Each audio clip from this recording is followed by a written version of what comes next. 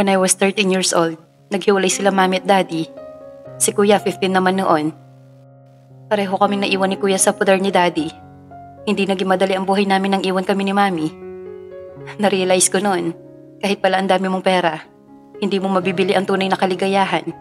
At mas lalong hindi mabibili ng pera ang perpekto at masayang pamilya. Pagsisimulang magkwento ni Francis sa dalaga. Lumaki kami ni kuya na uhaw sa pagmamahal ng isang ina. Hindi man lang nila inisip yung magiging kalagayan namin dahil sa naging desisyon nila. Itinuon na lang niya sa trabaho ang lahat ng oras niya para makalimutan niya si mami. Hindi niya alam na nandito pa kami ni kuya.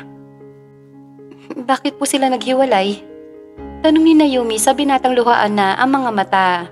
Agad namang pinunasan ng binata ang kanyang mga luha at bumaling ng tingin sa dalaga. Bumalik ang ex ni mami. Yun talaga ang mas mahal ni mami eh. Pinakasalang sila kasi nabuntis na nun ni daddy si mami. Hindi ko na alam kung ano ang buong kwento. Pero ang natatandaan kong kwento ni lolo, gusto ni daddy si mami nun.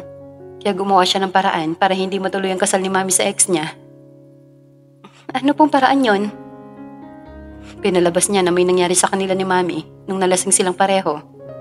Eh di syempre, nagalit yung lalaki sa kanila. Iniwan niya si mami. Hindi po ba nagalit yung mami mo sa daddy mo? Nagalit, syempre. Kung nagalit po, bakit po nabuntis pa ng daddy mo ang mami mo? At nadagdagan pa yon, at ikaw nga po. Mag-best friend sila ni daddy. Kaya kahit galit siya kay daddy, pinatawad niya pa rin ito. Tsaka si daddy yun nandoon nung panahong nagluluksa si mami dahil namatay yung nanay niya. Hindi niya ito iniwan hanggang sa makamove on ito sa pagkawala ni lola. Siguro, dahil lagi silang magkasama, natutunan na rin siya mahalin ni mami. Tapos naging sila. Hanggang sa nabuntis na nga ni daddy si mami at pinakasal na sila. Sabi nga ni lolo, napakasaya daw ni daddy noon nung kinasal sila ni mami. Kahit inagaw lang naman daw ni daddy si mami. Pero yung saya na yon, matatapos din pala. Kapag talaga hindi sayo yung tao, pwedeng mawala kahit na ang dami niyong pinagdaanan at pinagsamahan. Agaw lang kasi kaya inagaw din sa kanya. Nagpaagaw naman si mami. Akala mo mga teenager Pero talagang ganon. Hindi na namin maibabalik ang lumipas. Kaya tinanggap na lang namin ni kuya. Nabuhay kaming malungkot ang buhay. Nagrebelde din ako noon. Lahat yata ng alak natikman ko na Akala ko kasi noon, kapag nalasing ako, makakalimutan ko na yung lungkot ng mundo. Pero pagising ko, malungkot pa rin. Inubos ko yung mga ibinibigay ni daddy na pera para sa mga bisyo ko. Minsan nga, nagagawa ko pa magnakaw ng pera niya kapag hindi niya ako binibigyan. Si Sir Franco po. Good boy yun. Kumakanta yun habang nag-aaral. Hanggang sa maging sikat siyang singer. Hindi niya sa akin pinapakita na sobra din siya naapektuhan sa paghihiwalay ng mga magulang namin. Pero alam kong durog din yun. Sa amin dalawa, siya yung strong. Pero sa amin din dalawa, siya yung spoiled. Siya yung paborito ni daddy. Ang lungkot naman po pala. Buti po kinaya mo. Eto na lang ako nagbago nang dumating sa buhay namin si Diana. Naging masaya ulit kami. Alam mo bang ako ang nagpupuyat kay Diana nung maliit yon? Kasi nga, ayoko naman hanggang gabi magtatrabaho yung yaya niya. Wala pa si Michelle nandito, bago lang din siya. Pero si kuya, grabe, kahit umiiyak na si Diana na madaling araw, tulog pa din siya. Naghihilik pa. Naiintindihan ko din naman, nagtatrabaho siya. Malaking responsibilidad ang iniwan sa kanya ni daddy. Nasaan na po ang daddy niyo? Wala na siya. At kay kuya lahat ipinamana ang mga ari-arian namin. Dahil nga daw uubusin ko lahat ng yun sa bisyo ko, sa mga babae. Pero hindi ako pinabayaan ni kuya. Siya yung tumayong ama at ina ko nang mawala sa piling namin ang mga magulang namin. Pero kung hindi dumating si Diana sa buhay naming magkapatid, baka laman pa rin ako ng gulo. Laman ng bar, laman ng presinto. Ang laking tulong po talaga ng pagdating ni Diana. Sobra. Kaya may pakiusap sana ako sa'yo. Ano po yon? Pakitimplahan mo pa ako ng kape. Lumamig kasi ang daldal mo kasi. Ay, ako ba talaga sir yung madaldal ha? Tsaka kapwa natawa ang dalawa. Bakit, ako ba? Natatawang tanong ni Francis. Sino pa nga ba sir? Nakangitin tugon ni Naomi. Okay, sige ako na. Kahit ikaw naman talaga. Ay, grabe si sir. Tsaka nito dinakma ang kape. Sige po, ipagtitimpla ko na po kayo ulit. Kunwari pa si sir na lumamig, nasarap balag sa kape ko. Oo na, sige na. Masarap naman talaga. Ngunit tatayo na sana ang dalaga nang bigla na lang ito nawala ng balanse. Mabuti na lang at mabilis siyang nasapo ng binata. Kaya naman nagdikit ang mga katawan nila, maging ang mga mata nila ay nagtagpo din. Ayos ka lang? Opo, thank you sir ha. Pahinga ka na, wag mo na akong yung pagtimpla. Sure ka po? Okay po. Thanks nga pala. Saan ng binata? Para saan po? Sa pagkikinig sa drama ng buhay namin. Salamat din po sa pagsishare. Next time, ikaw naman ha? Oo ba? Sige po sir. Good night po. Good night. Bakit kayo magkasama ni Francis sa pool area? Bungad ni Franco sa kanya nang papasok ang dalaga sa kwarto ni Diana. Ay, nakakagulat ka naman sir. Answer me, bakit kayo magkasama? Seryosong tanong nito. Kinausap ko lang po siya tungkol po sa pagpapanggap ko bilang mami ni Diana. Tugon nito. Hindi mo na dapat siya kinausap dahil nag-usap naman na kami kanina. Sorry po. Hinahanap ka ni Diana kanina. Ang alam niya tatabihan mo siya sa pagtulog. Sorry sir, nawala po sa isip ko. Tatabi pa nga po ba ako sa kanya?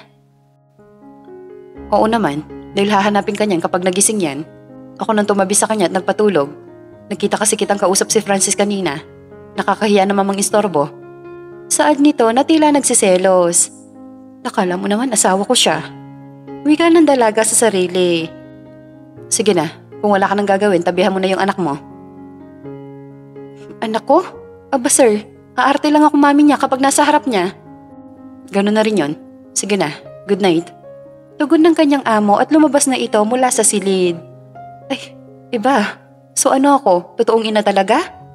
Ay, sa ano ba tong pinasok mo na Yumi? Bulong sa sarili habang salo nito ang noo. Pero titiisin ko to para kay tatay. Laban lang.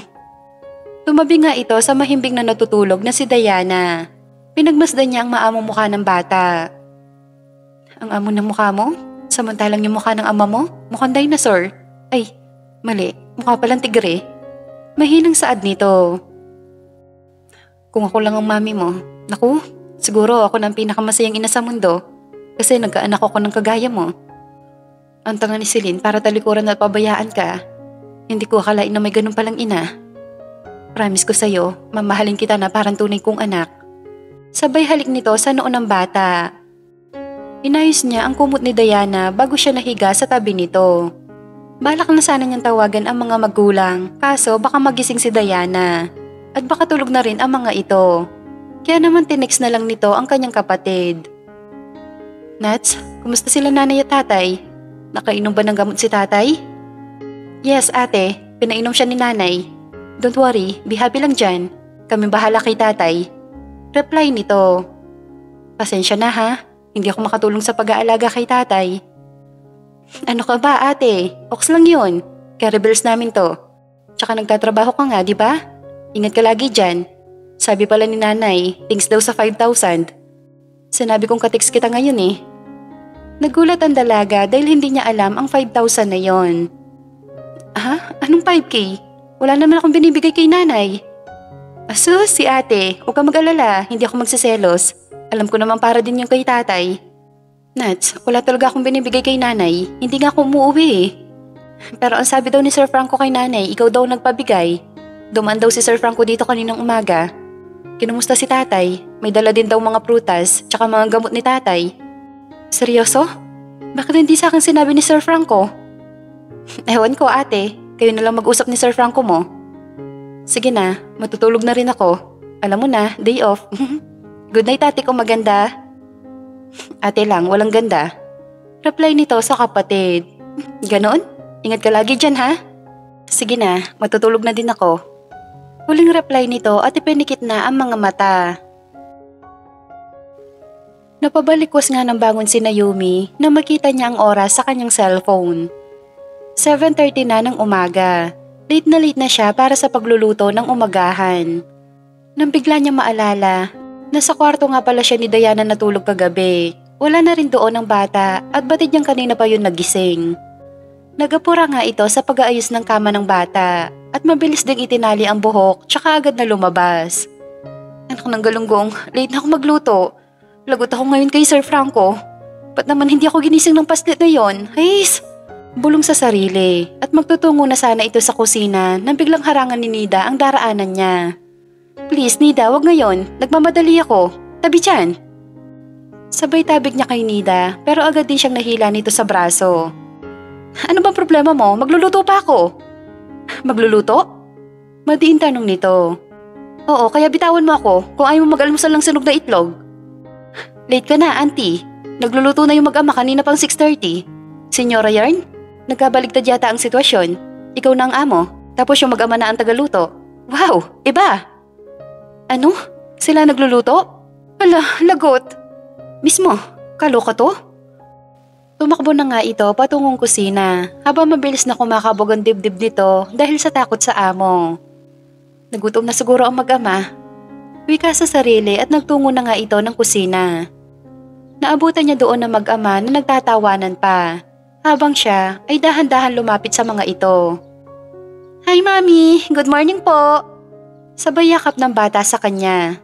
Agad naman siyang sumulyap sa amo na ngayon ay seryoso na ang muka. Sorry sir, tinanghali po ako ng gising. Ako na pong bahala dyan. Wag na, matatapos na din kami ni Diana.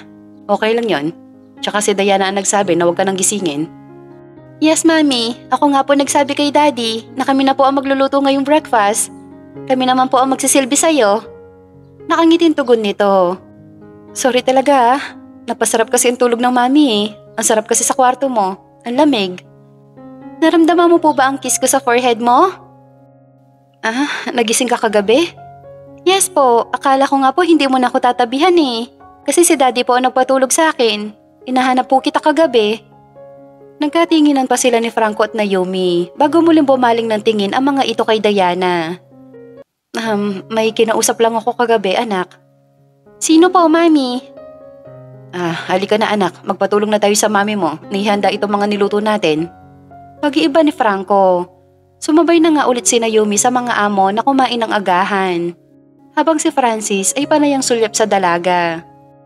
Naiilang nga si Naomi sa ginagawang pagtingin ni Francis sa kanya habang magkakaharap sila sa hapagkainan. Mami, mamaya naman po ikaw naman po magturo sa akin magluto ha? Ano po ba lulutuin mo mamaya? Sige ba, ikaw ano bang gusto mong ulam mamaya? May gusto po akong ulam mami, minsan ko na po yun natikman sa baon ng classmate ko. Ang sarap po nun mami. Ano ba yon? I don't know po, hindi ko po kasi natanong eh, pero gulay po siya. Gulay? Nasa bahay kubo ba? Tanong ng dalaga. Bahay kubo? Yes, bahay kubo. Kanta yun, baby. Alam mo ba yon? Nang biglang maalala ni Naomi ang sinabi noon ni Nida na hindi kumakain ang mga ito ng mga gulay na nasa bahay kubo. Siguro, hindi. Baka gulay bagyo yon. No, mami. Tama ka kanina. Nasa bahay kubo nga po siya. Ano kaya yon? Hala, hindi ko po talaga alam, pero marami pong gulay yun eh. Napaisip ang dalaga kung ano bang ulam yon. Alam mo ba kung anong gulay yung mga yon, baby? Opo, may eggplant po. Yes, eggplant nga po. Tapos ano pa? Hindi ko na po alam, basta may tomatoes din po siya. Napakunot naman ang noon ni Naomi at tumingin kay Francis. Nakangiti ang binata habang ngumunguya ito. Alam ko na yan, pakbet. Saad ni Francis. Pakbet? Tanong ni Franco sa kapatid. Yes, di ba? Sabi niya may eggplant, tapos maraming vegetables. Pakbet lang naman yung iba't ibang gulay eh. I don't know, hindi naman ako kumakain ng pakbet. Ani ni Franco at naging mailap ang mga mata nito. Talaga lang ha? Doon ka nga na in love kay Celine, nulutuan ka niya ng pakbet. Stop. Oh, totoo naman ah. I said stop. Madiing sambi ni Franco, dahilan para matahimik ang kapatid nito. Maging sila Naomi at Diana ay nakatingin lang kay Franco. Nag-aaway po kayo ni Tito Dada? Tanong ng bata sa kanyang ama. No baby. Tugon ni Francis. Ngunit naging tahimik si Franco. Ayaw kasi nitong nababanggit ang pangalan ng kanyang ex sa harapan ng kanyang anak. Pagkatapos nga nilang kumain ay kinausap ni Naomi ang kanyang amo. Sir, pwede ba tayong mag-usap? Tungkol saan? Katext ko po kasi kagabi si Natalie. Sabi niya binigyan niyo daw po si nanay ng pera. Binilhan niyo ng prutas at mga gamot si tatay. Nagpunta ka daw po sa bahay kahapon? Totoo po ba? Yes. Matipid na tagon nito. Pero bakit po? Anong bakit? Hindi ba't may usapan tayo? Na magtutulungan tayo? Opo. Pero nung pumunta po kayo sa bahay, hindi pa po ako nung pumapayag sa gusto mo, di ba? Huwag mo nang isipin yon. Basta ako, tumutulong lang ako sa pamilya mo. Hindi ko na nga pala yun nasabi sa'yo. Dumaan lang ako sa inyo pagkagaling ko sa resort. Nahihiya na ako sir sa inyo. Ang laki na po nang naitulong mo sa pamilya ko. Natatakot ako na baka bigla kang maningil. Maningil? Bakit ako maniningil? Sapat na sa akin ang napapasaya mo ang anak ko. Hindi yun matutumbasan ng pera. Sabi ko noon, hindi ko ipaparana sa magiging anak ko ang mga dinanas ko noon na watak ang pamilya. Pero ito na. Kagaya ko rin siya na walang kasamang ina. Pero mas maswerte pa rin naman ako kasi teenager na ako nang iwan kami ni Mami. Kaso si Diana, kasi silang pa lang niya, iniwan na siya ni Celine. Kaya please, do your best para mapasaya pa lalo ang anak ko. Makakaasa ka sir. Pero paano kapag dumating na ang oras na malaman na niya ang katotohanan? Huwag na muna nating intindihin yan. Ang importante, yung ngayon. Tsaka matalino ang anak ko. Maintindihan niya yon kung bakit ko ito ginagawa. Okay sir, sabi mo eh. Sige na, ikaw nang bahala kay Diana. Aalis na ako.